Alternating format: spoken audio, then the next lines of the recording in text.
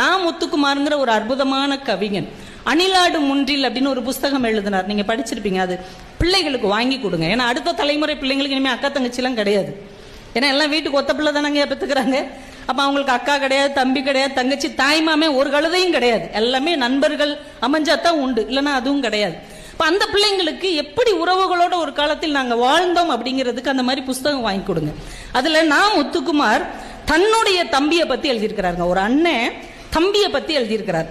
நான் மலர்ந்த தொப்புள் கொடியின் இன்னொரு பூ, நான் மலர்ந்த தொப்புள் கொடியின் இன்னொரு பூ, என் உதிரத்தின் பங்காளி, வேற்றுருவன் ஆனாலும் என் மாற்று உருவன், நான் உண்ட மிச்சப்பாலின் ருசி அறிந்தவன், அதனால் என் பசி அறிந்தவன், என் நாணயத்தின் இன்னொரு பக்கம், துக்கத்தில் என்னை தாங்கும் தூண், சக ஊன், என் தம்பி என்று நான் முத்துக்குமார் தன் சொந்த தம்பியை பற்றி ஒரு கவிதை எழுதியிருக்கிறார். Download ShareChat.